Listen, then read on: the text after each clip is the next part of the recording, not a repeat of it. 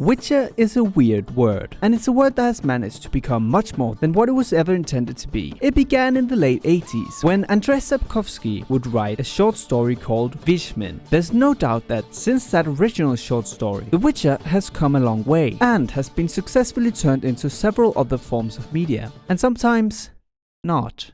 Novels, comic book, movie, TV and game adaptations are among some of the most successful attempts at adapting the Witcher IP. And obviously, successful is a subjective term. If you're a fan of The Witcher, there's plenty of material to choose from. But at the same time, that also means that being a fan of The Witcher can mean being a fan of a wide variety of different forms of entertainment. The story of how The Witcher became what it is today is similar to the saga Sapkowski managed to tell. Long, convoluted and filled with subversions. But most importantly, to quote the Netflix showrunner Lawrence Smith-Hisrich, who is responsible for that, The Witcher becomes a story about a family, and that's what's so powerful about it. But to narrate back to the beginning, it all started with a storyteller who wanted to write a piece of subversive fiction. That man was called Ryan John Andrzej Sapkowski. Get out of here.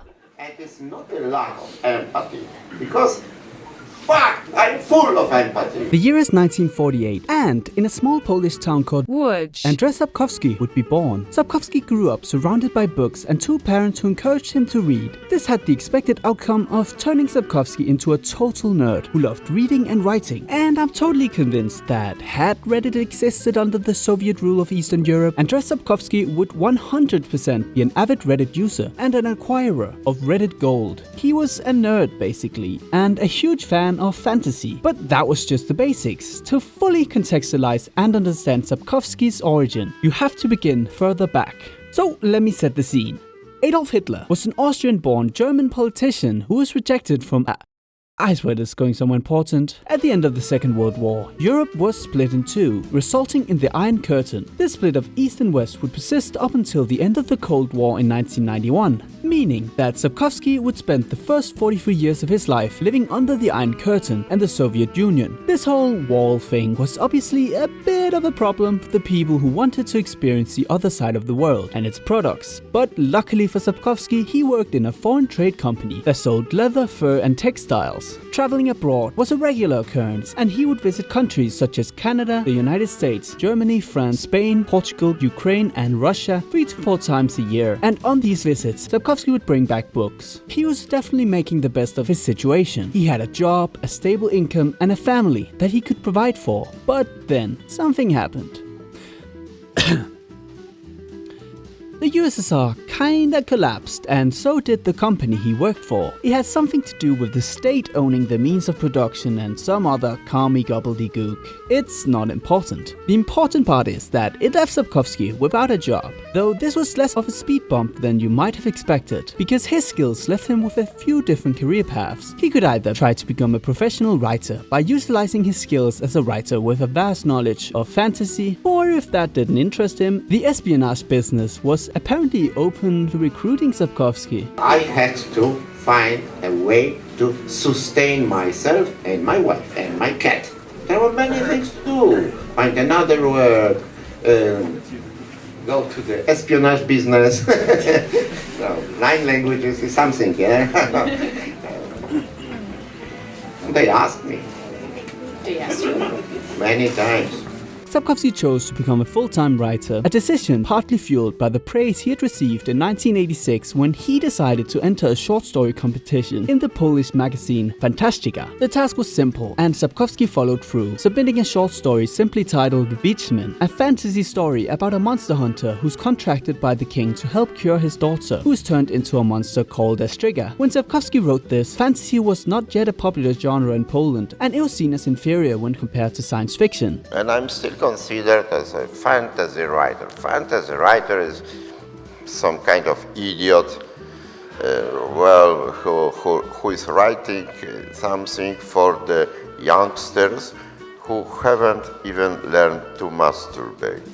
Sapkowski hoped to use this to his advantage, writing a fantasy story as a way of standing out amongst the other contestants. His mix of both the incorporation of old folklore with captivating characters proved to be a winning formula, ensuring that Witchering would stand the test of time, demonstrating the timeless power of literature as an art form. Sapkowski deserves praise for evoking such immaculate emotions within us and prompting contemplation on the intricacies of the human experience.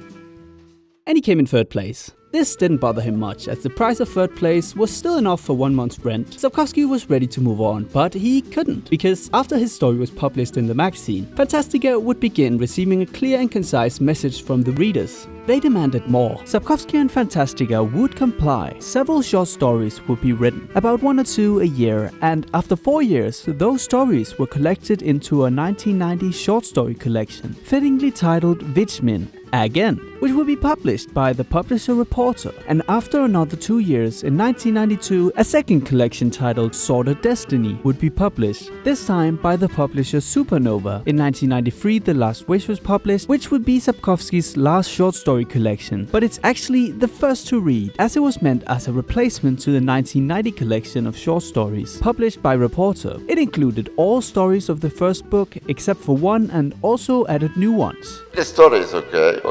I got a third place. I got the money.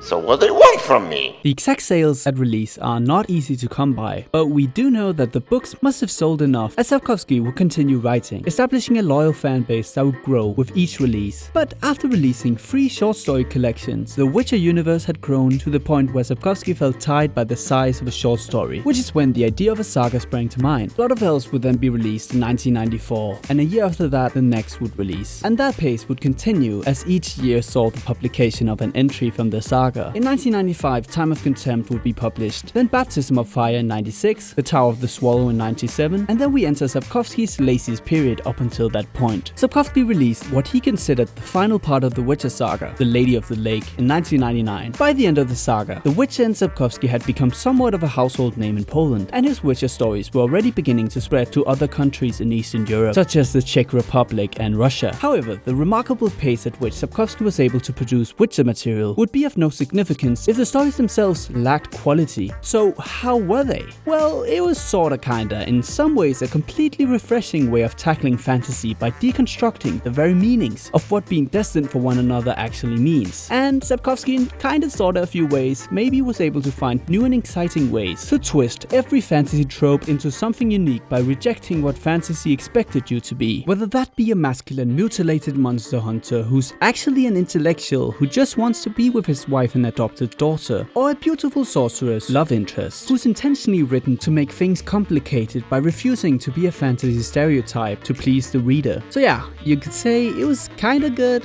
I guess. Maybe The Witcher would end up being a complete success for Sapkowski, who after submitting a short story into a competition in the 80s somehow had managed to turn that into a writing career, which had now spanned 2 full decades. Sapkowski had created a classic, and now it was time to begin to consider what was next. Sapkowski chose to take a break from the series that had been his main focus, and he would begin working on a new trilogy of books called the Hussite trilogy. But that did not mean that The Witcher would remain stagnant for long, because Sapkowski, being the businessman and lover of money that he is, was more than willing to lend his world and characters out to others for adaptation purposes, as long as the price was right. The first of these attempts would be comic books, and was actually being made and released simultaneously to the Witcher saga. Sapkowski had received a slew of offers from creatives willing to turn The Witcher into a comic book, but he had steadfastly refused them all, not knowing if it was possible to do it. But his publishers managed to convince him, and 6 comic books would be made and published in the 1993 to 1995 editions of Comics magazine.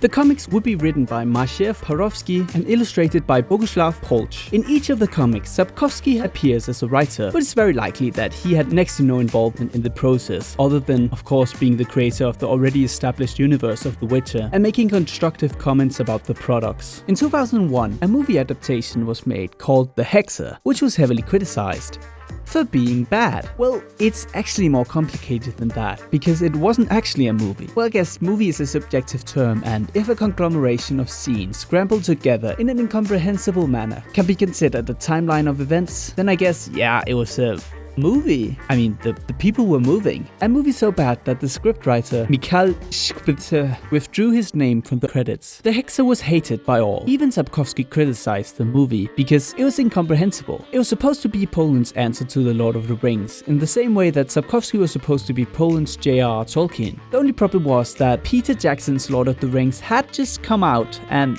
it was a bit better. It loosely adapts the two first Witcher books, Last Wish, Sword of Destiny, and it was actually a 13-episode television series that came out the following year. The film was basically a condensed version of 13 episodes of a television series cut down to 2 hours. This left audience members with questions such as, what? It received very poor reviews for being bad and an embarrassment, but the massive amounts of money that was put into the movie and marketing actually ended up helping Sapkowski in the end. The movie had been marketed to a broad audience in Poland, reaching beyond the fantasy fanbase into the mainstream Polish audience, meaning that more people were made aware of Sapkowski and his books through this. Famous actors and composers were hired and propped up by an expensive budget. It was looking like a surefire hit, but then it was released. By this stage, The Witcher had already been adapted into movies, TV shows and comic books. Given the growing video game market, it was inevitable that some would recognize an opportunity and propose it to Sapkowski. Thus, in 1996 and 1997, work on a game called The Witcher began, spearheaded by CD Projekt by a studio called Metropolis. CD Projekt hadn't even been founded yet. The project was led by a man called Adrian Schmierlas, who like many others loved The Witcher and its universe and wanted to see it brought to light. It was going to be an action-adventure game with moral choices, mature storytelling and psychological complex characters. Ultimately, the endeavor didn't pan out. The studio simply lacked the capability to reach the ambitious goal, hindered by inexperience and stretched thin with simultaneous work on 3 other projects, all with a team of only 15 people. The Witcher project was pretty fucked, with no one advocating for it. The project eventually fizzled out. It wasn't until a year or so later that the project was revived, but only to once again be forgotten and relegated to obscurity. But you sold millions of copies. Why people... Not millions. Not millions. Hundreds of millions. The Witcher series has seen numerous adaptations since its inception, and Sapkowski's offhand approach when it comes to letting creatives tinker with his magnum opus has resulted in both good and bad, but never really success rivaling his own achievements. Which is why when a small game studio came asking for permission to use his world as building blocks for a Witcher game, Sapkowski accepted only upfront compensation, rejecting a percentage of the game's earnings because he simply didn't believe in the product, having already experienced how fragile the game development industry could be. Development on The Witcher 1 began in 2002, after the studio CD Projekt offered Sapkowski a price he deemed acceptable. This marked the beginning stages of development. This is the point where most people began taking notice of CD Projekt, as Sapkowski was a well-established author, and as he so eloquently puts it, I was famous! So, the news that Poland's Lord of the Rings was going to be receiving a video game adaptation brought attention to the project, but CDPR didn't just appear out of nowhere, and the company had existed for a while. In 1994, 8 years prior to The Witcher 1 entering development, the company was founded by Marcin Iwiński and Mikhail Kishinsky, who were friends and both enjoyed one thing: pirating video games and selling them at flea markets. Hey,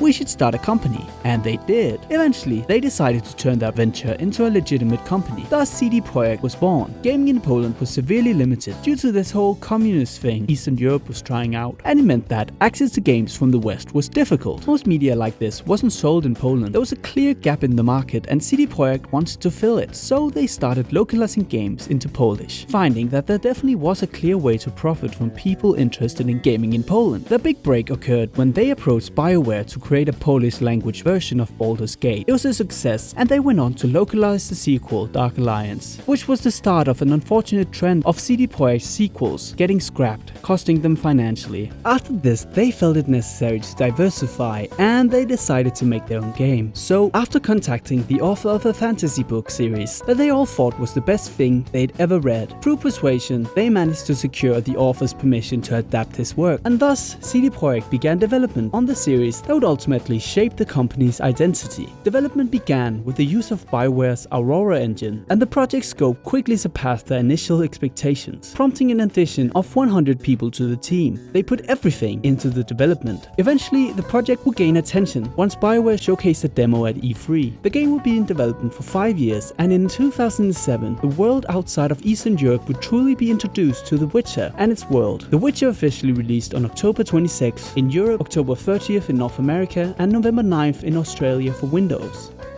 And it didn't work. Obviously it had its issues, like I had this issue on my PC that every 1 hour it would crash. Oh my gosh. And you know, the loading screens were pretty long, so Yeah. I had to reload every 1 hour. That was before any patches they did for Witcher 1. Like 60 minutes. Yeah, because I played it right after release, you know, and there were bugs, and yeah, every 60 minutes, like on the clock, it would crash. And I Wow. already knew, so I saved before. And yeah, every time I would just reload and play again because I loved the game, so I was like, this is not gonna stop me from finishing it. But despite this little issue of not working, the game was still able to find an audience that adored the atmosphere that CDPR had so masterfully been able to craft, and mixed in with the fact that they never abandoned the audience, choosing instead to stick with the game, adding free content post-launch, a free enhanced edition for all who already paid for the game on release, and fixing most of the bugs. CD Projekt was slowly building an image of themselves as a company that not only made good games, but also acted in the consumer's interest. The Witcher 1 was a success, and CD Projekt's first attempt at creating a game would pay off immediately. Development on a sequel and a console game called Rise of the Wolf entered production. Things were looking bright for CDPR. All they needed to do was stay on the course they were on already, and success seemed inevitable. Adaptation is adaptation. It is always worse than the original. So, well, say, not always. So where were we? The game launches. It's a buggy mess, but a success despite the issues. Development on a sequel and a remake of The Witcher 1 for console began, and we're entering the year 2008. The rise and fall of the housing market and the economic crash of 2008. Yeah, so CD Projekt unfortunately decided to be a newly started game development company with only a single video game under their belt in the year of 2008. They were in a bad situation, but despite that, things at CD Projekt were going bad. Things were going very bad. The console version of the first game, called The Witcher Rise of the White Wolf, was not looking great, or rather not looking at all, as the game was cancelled in 2009, a year after the announcement. Witcher 1 had been created with the help of BioWare's engine Aurora, which CD Projekt had heavily modified in order for the game to become what it became. It was a bad idea from the very beginning.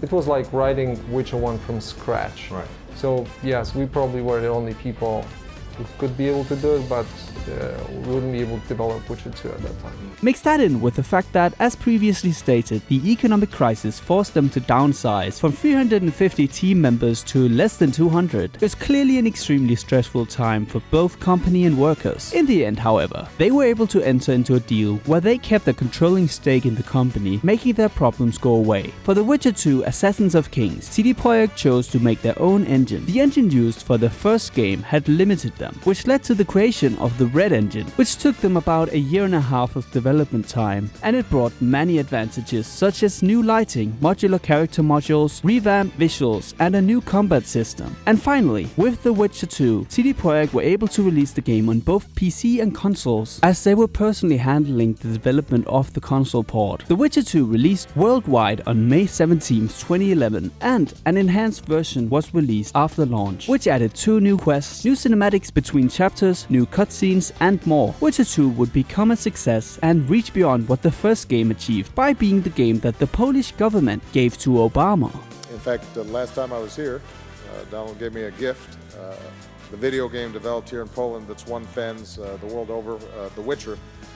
I confess, I'm not very good at video games. The third installment of the Witcher series will begin development in 2011, and on February 5th, 2013, CD Projekt Red would officially announce the title of their next upcoming game to be released for PC, PlayStation 4 and Xbox One the following year. The Witcher 3 Wild Hunt was the title, and unlike its predecessors, this game was going to be open world. It was going to be the ultimate game in the series, with a living open world larger than any other in modern RPG history, bigger than Skyrim, and with a better narrative as well. well. Witcher was always supposed to be an open world game, but the limitations of BioWare's Aurora engine and CD Projekt's Red engine meant that for both previous titles that was not achievable. But with The Witcher 3, it was finally a possibility. Development would continue after the announcement. However, despite what the statement from CD Projekt about the ultimate game in the series were rich, living, truly open world environment 30 times bigger than The Witcher 2 with captivating and non-linear story would have you believe. At the beginning of development, many at the studio had doubts that the aspirations of what they wanted the game to be would come to fruition. Obviously, as the previous work would suggest, they had no experience working on an open world game, and the lack of experience would be a pattern as there were new consoles around the corner, meaning that their open world game was to be developed on a console the studio had never worked on before. The game would continue development, and with time, doubts began fading once it reached a playable state, and people could see that this game was shaping into something special. In June of that year, the public would get their first view of Wild Hunt in the form of a 2-minute long gameplay trailer that would seemingly confirm what CD Projekt promised. And by the next trailer, the following year, they had changed the entire look of the game. The thing about the original trailer is that version of the game never actually shipped to gamers. Somewhere in between 2013 and 2014, a decision was made to change the graphical look of The Witcher 3 significantly, which is clearly seen by contrasting the two trailers. The first gameplay trailer very heavily borrowed its visuals from the style of The Witcher 2, and this was the beginning of the graphical downgrade discussion. As time went on and CD Projekt began releasing more trailers, eagle-eyed viewers began noticing that the game was changing. It's actually kinda crazy to look at all the content they released about the game with the benefit of hindsight, knowing exactly how the game would release, because so much of what was shown was changed to some extent. There were scenes that looked visually different, scenes that never took place in the game, and scenes that looked objectively worse in the released version of the game. Although many of these concerns were definitely valid, having a look at what the consensus around this controversy was at the time, I find that describing this as a controversy is almost too much. Most people accepted the graphical downgrade, so long as the story, performance and gameplay would be good. Safe to say, CDPR were lucky this time. Let's hope that they never overpromise and subsequently underdeliver on a product again. That would be probably bad.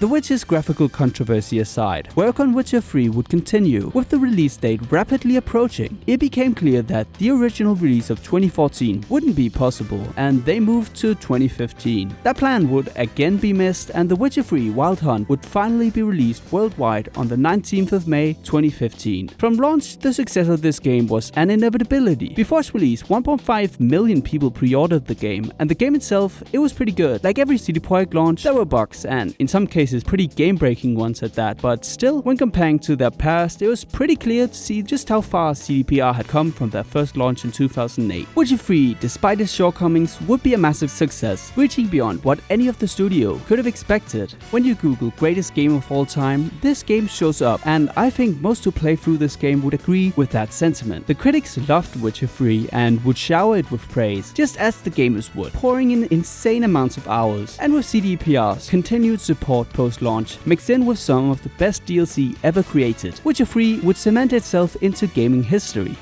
You say the game helped me, I say I helped the book. 50-50. Why do you think they approached me with the game?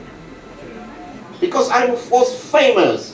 So that's it, right? The story of The Witcher is a rags to riches tale about how one short story submitted to a competition in a Polish fantasy magazine would eventually expand into a multi-million-dollar franchise due to the quality of the material created from it by creators who care for the fantasy genre and the world of The Witcher. Well, obviously this isn't the entire story because this video still isn't over, and like the characters of The Witcher, people are rarely black and white, and conflict can always be created no matter the circumstances. Our first conflict began with Sapkowski's decision to lend the world of The Witcher out to strangers. This willingness to let others experiment with his work would undoubtedly end up benefiting Sapkowski immensely as the games began outgrowing his own reach. But as I've already mentioned, with such a heavy emphasis on creating different adaptations, what eventually ended up happening was that different fan bases began growing around each product, mainly the books and games, and people began associating Sapkowski's books with the games. And since Sapkowski had little to no involvement in the development development of any of the Witcher games, and he also has no interest in video games, it's to no one's surprise that the incessant questions regarding his opinion on the Witcher games began to annoy him a bit. Now, for anyone who might know little to nothing about the Witcher books and games, you might find it strange that the Witcher's author would be annoyed by this association. Aren't the Witcher games adaptations of his story? Well, no, not really. It's more accurate to say that the games are based on the books. The story of the Witcher games begins 5 years after the ending of Sapkowski's last book, meaning that CD Projekt were behind all of the story. At the end of Lady of the Lake, Geralt is stabbed by a pitchfork and his apparent death is left off to the reader's interpretation. CDPR chose to continue Geralt's story and they were incredibly successful in doing so, but none of what occurs in the games occurs in the books. A surprising amount of people don't know this and assume that the games and books are one and the same. I like the games, but I do recommend that you keep the two universes separate, as even beginning to slightly consider some of the information the games give us, it begins to reveal giant flaws in all three games and makes no sense with the context of the books. These games are all severely flawed masterpieces, and the entirety of Witcher 3 makes absolutely no sense if you even slightly consider the story of the books. In the game, Geralt is tasked by the Emperor to find his daughter, who's been missing since Geralt's death in the books. Emir wants to give Ciri his throne and make her empress. Let me explain why this makes absolutely no sense in the context of the books. In the book, Ciri's relation to Emir is not known. He actually wants to marry Ciri, and therefore this whole her being his daughter thing kind of has to be kept on the low. Which is why at the end of the story he tries to have Geralt and Yennefer executed because Geralt figured out that Emir was Ciri's father. He's very explicit that the reason Geralt has to die is so that the secret won't spread. Or as I remember last time we saw each other, he wanted to kill me.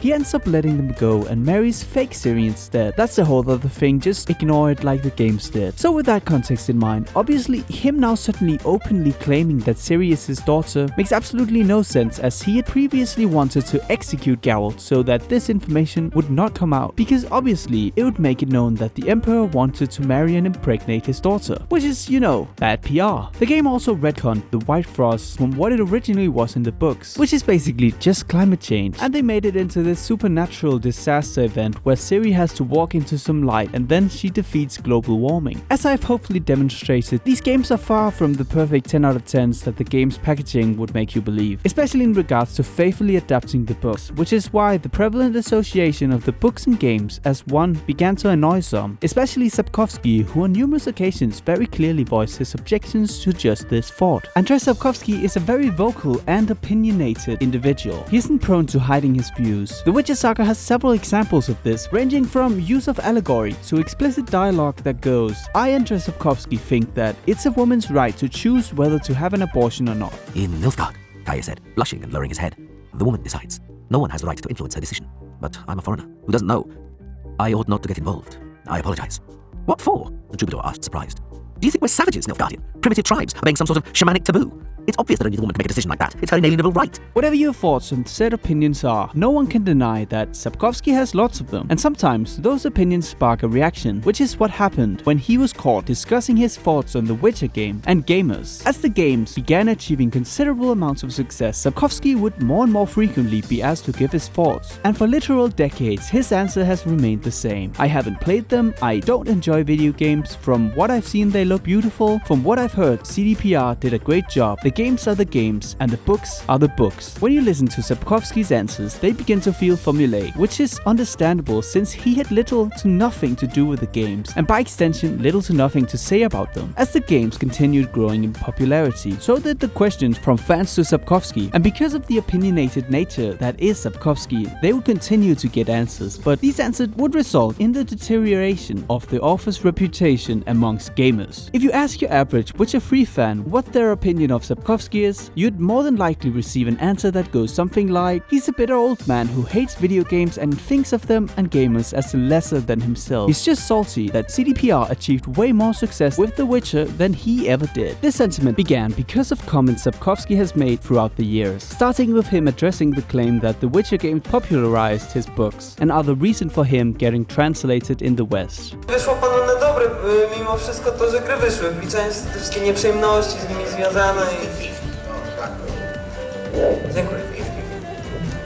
Trochę oczywiście, nie oszukujmy się. Na pewno była jakaś grupa tak zwana czytelnicza, tak zwany target, prawda, który stał się targetem dopiero wtedy dla moich książek, dopiero wtedy, kiedy ktoś zagrał w grę i go dziwo, bo to jest, ktoś zagrał w grę i napisał. A książka ma małe literki, tak znaczy. Ale na pewno był taki target, który po grze dopiero sięgnął po książkę. Umówmy się, że zgadzam się z tym, że taki był. Is what he's saying wrong? Because there's no doubt in my mind that the Witcher games have far outpaced Sapkowski's books as far as pure attention and sales are concerned, and the 50-50 number that he throws out there can be a bit hard to swallow. Well, the answer is that it's complicated. What you have to keep in mind is that when CDPR approached Sapkowski to ask for permission to adapt his books, they were nobodies, and Sapkowski was a famous Polish author. Without Sapkowski, I highly doubt that The Witcher 1 would have been quite as successful as it turned out to be. They were given a massive amount of attention because of Sapkowski and his brand. However, as time went on, the amount of impact this would have on the game's success would lessen, and Sapkowski began receiving the benefits. So with that context in mind, I personally think that the 50-50 number that he gave actually sounds reasonable enough. Without the books, the game would probably not be where they are today, and the same can be said in reverse. Sapkowski's biggest issue with the game seems to be conflating the two medias into one, which is why when his publishers began printing his books with game art, he became frustrated.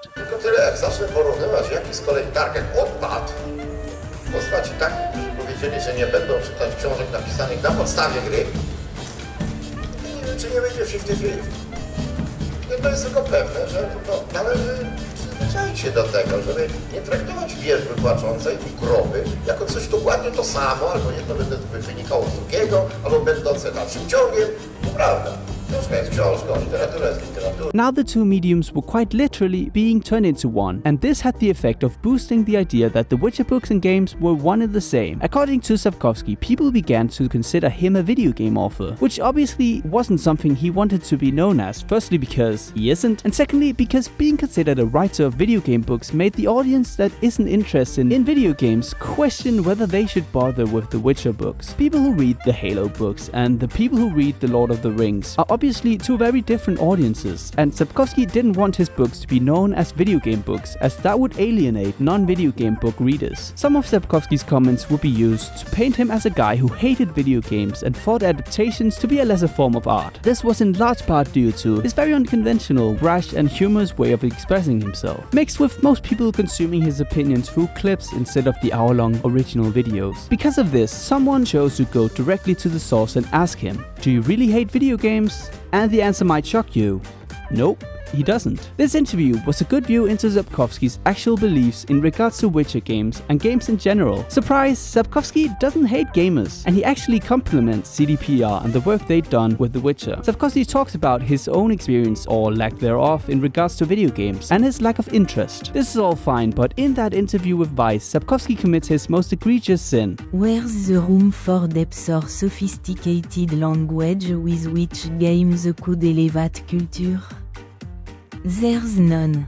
Obviously, Sapkowski is talking about how video games lack the room for depth or sophisticated language with which game could elevate culture, without having played one in decades, so his opinion isn't and shouldn't be considered that valuable on the subject. But I still wanted to include this because I think that this is probably one of the only times where Sapkowski's opinion is wrong. There's no missing context that can elucidate his point. I just think he's wrong. And you know, that's okay. I don't expect that this is the opinion that glues Sapkowski's value system together, and if you showed him some examples of games that fit what he describes them to lack, I'd wager that he would be willing to change his mind. I would argue that these are all fairly cold takes, except for the last one, and you might not understand exactly why the opinion of Sapkowski amongst gamers became so heated. Well, brace yourself because things are about to become clear. Sapkowski engaged in hate speech. Yes, I'm serious, and he did it all in public for all to bear witness. Widzicie, że ja się będę kierował tym, co było w grze.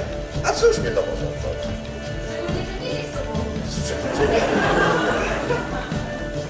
Ale mogę chłopie zapiekać, prawda?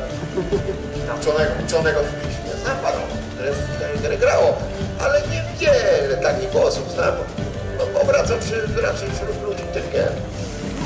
I mean, is he wrong? Jam, a man of fortune, and J must seek my fortune.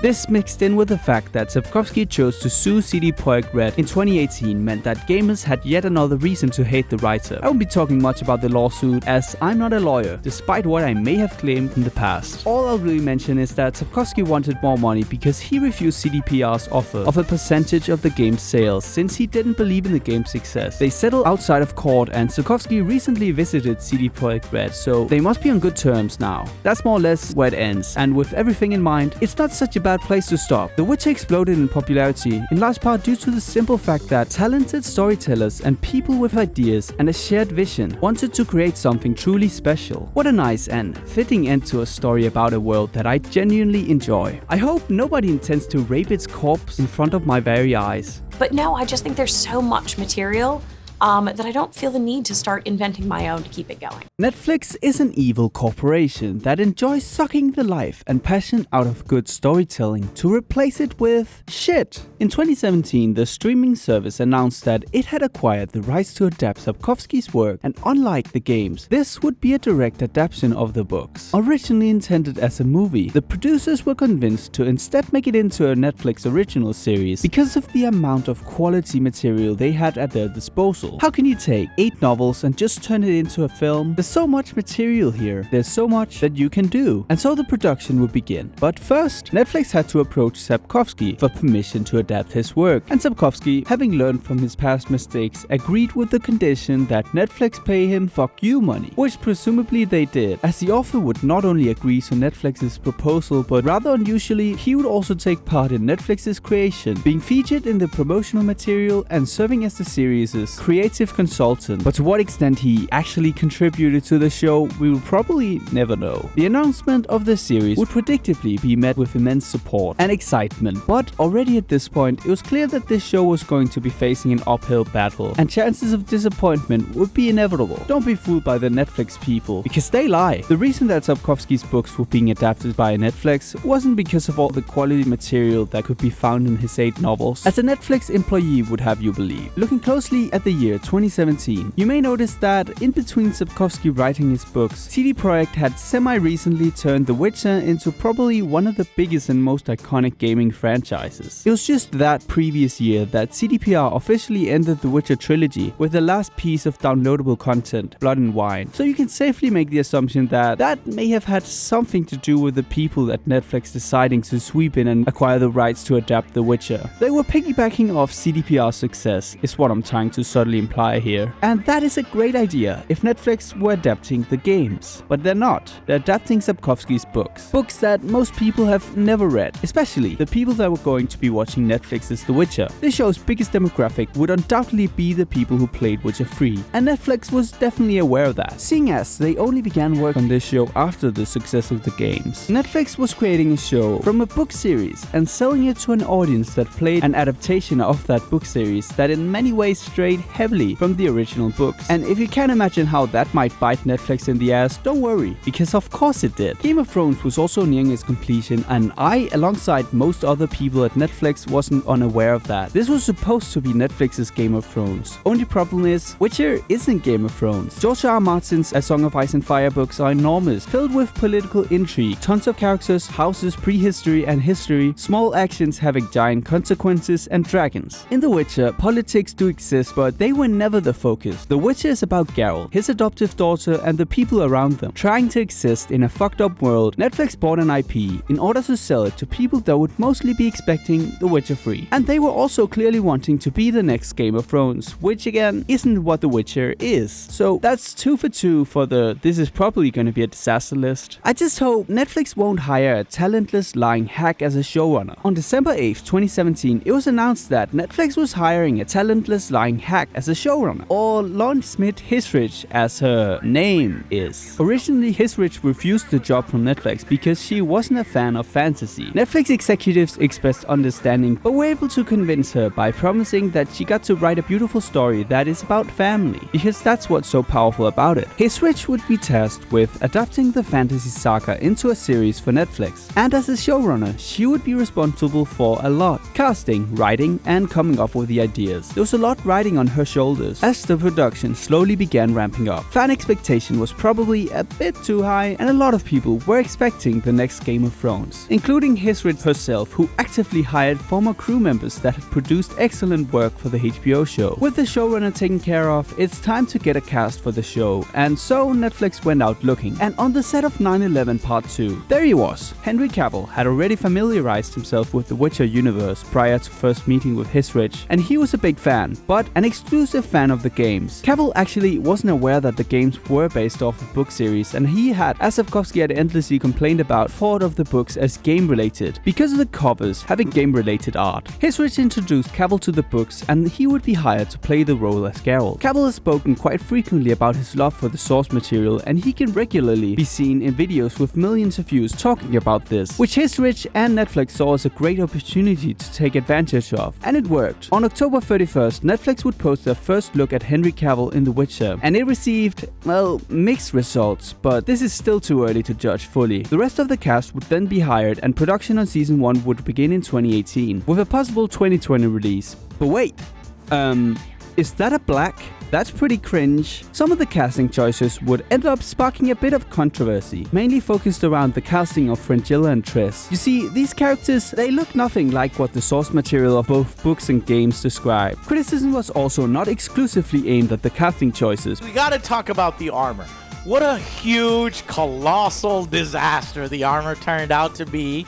I mean, we've seen it now, so we can fully comment. I cannot believe it looks exactly like a motherfucking scrotum with a dickhead. They're all fucking dickheads. Remember that person who worked on Game of Thrones? That was Hisrich's idea. Well, Alex Sakharov was in full swing directing the episodes, but wait, it's reshoot time. Despite being supposed to direct episodes 1, 2, 7 and 8, Sakharov only ended up directing the second episode in full. Mark Jobs reshot the entire Blaviken storyline for the first episode and took over the last two. Sakharov would later comment on his time working on The Witcher, stating that he judged his work quite critically there. But despite that, the show managed to release. Witcher Season 1 came out worldwide on December 20th, 2019, and people were positive, critics a bit less so, with the show receiving praise for being a lot more fun once it stops pretending it's the next Game of Thrones. Game of Thrones' disastrous last season had just aired in May, so the comparisons would be, as expected, plentiful. But despite the mixed reception from critics, the show was undoubtedly successful, and work on the second season of the show would begin immediately. Ultimately, as far as the show goes, I just want to make sure that the character from the books and the books are done justice in live action, because I'm always of the mind, if it's not broken, don't try and fix it. And I don't think they're broken. And I absolutely love those books. Upon the release of Season 1, it was clear that this show had found an audience, and production on the show's second season would begin. This time, however, the showrunner intended to show that she was willing and actively taking in criticism of the show. There were plans to change the embarrassing Nilfgaardian armor, and in an interview, Hisrich said this: "There's so much quality material, I don't feel the need to start inventing my own." Production would continue, but then 2020. The Witcher had to pause production after 4 positive COVID-19 tests. It was seen that either God or the Chinese did not want Hisrich and her team to finish what they had begun. And you would have to wonder why that would be. I mean, she did talk with IGN and promised that the show would be a straight translation of the books, and those are good. But then again, she also said that Season 2 was, quote, sort of loosely based around the book Blood of Elves. And here the problem lies. She lies. She wanted people to watch a show. Because of that, she said what she knew people wanted to hear. It's just unfortunate that what people wanted to hear was antithetical to the slop Hisrich and her team created. This couldn't possibly be a good way to get a consistent audience to watch a show in the long run, right? Well, with the release of Season 2, we would get the answer. No, it wasn't. Of course it wasn't. Despite COVID delays, the show's second season would be released in 2021. And well, remember how Hisrich talked about her reasons for accepting the job as a showrunner of The Witcher being fueled by the fact that The Witcher is a story about family? This was going to be where that family dynamic between Geralt, Ciri and Yennefer would begin. But unfortunately, that didn't happen because the writers sorta made Yennefer into a loving mother who tries to have Ciri sacrificed to a demon. Season 2 would see a complete 180 flip from viewer reviewers and critics. The season managed to somehow both piss off book and game fans by ignoring the source material and killing off Eskel for shock value. Right after, they changed every part of his character to make him an unlikable loathsome cunt. This was the season where the writers dropped the facade. Whatever ideas of the show being meant as an adaptation of Sapkowski's quote quality material was set to the side, because this was the season where Yennefer tried to sacrifice Ciri to a demon and Vesemir wanted to sacrifice her so he could make more witchers, and he also attempted to stab her. The writers made unnecessary changes for the worse, was the sentiment if you could believe it, and because of this, season 2 would receive a much more critical reception from audiences. The show also just sucked as an original thing only. I just wanted to make that clear to everyone. But despite the negativity, season 2 still managed to somehow reproduce, generating a vast amount of offspring. Yes, you heard me right, we will be getting more of this. Netflix was in the process of turning this Polish fantasy saga into the next Marvel Cinematic Universe. After the success of the first season, Netflix created an animated movie, several follow-up seasons and spin-offs, which was where the writers truly got to show off their abilities, as Sapkowski never bothered expanding on the things that the writers would be writing about. The writers were writing about stuff that the author basically didn't give a fuck about. So anyways, on December 25th, 2022, Blood Origin released. I don't want to talk about that. While watching it, I think I realized that I no longer care that much. I think something broke within me during season 2, and so now when they've turned the deeply mysterious cosmic calamity that was the conjunction of the spheres into greedy elves altering time and space with the help of ancient dwarven agricultural devices, I'm like, okay, I guess I'll go with that. The second season of the show would be the turning point of this story, because it was season 2 that undoubtedly, in my speculative opinion, led to the main character, Henry Cavill, choosing to step down as the Witcher. Before Cavill's announcement, Henry had actually talked about his future on the show, and the actor remains committed to supporting his Witcher's vision to keep The Witcher going for at least 7 seasons. Absolutely, Cavill says, as long as we can keep telling great stories which honor author Andrzej Sapkowski's work. All parts would make their statements, not really saying anything of importance, and then everyone moved on. Except the fans, most of whom at this point were basically only watching the show because of Cavill's performance as Geralt. With his departure, public opinion of the show would basically rot away, and combining the departure of Cavill with, well, Season 2, Blood Origin, claims of some writers actively disliking the books, and his Rich's constant lies to the audience, they were getting pretty sick and tired of it, and so with the release of Season 3, that would definitely make itself known. Season 3 would be packaged in 2 parts, and would immediately begin receiving criticism upon release on June 29th, and subsequently again on July 27, 2023, when the rest of the season would drop. Criticism of the show would undoubtedly be noticed by some of the writers, as one of them decided to throw his hat into the ring and tackle the critiques head on. The Witcher Season 3 would end seeing a 36% viewership drop from Season 2 and 48% from Season 1. Definitely not the most reassuring numbers for the people who are currently working on the follow-up season, but it's the reality of the situation. Work on Season 4 is currently underway and no one cares anymore. We had to do a little bit of invention in season 2. We had to sort of fill out some of the storylines for our characters.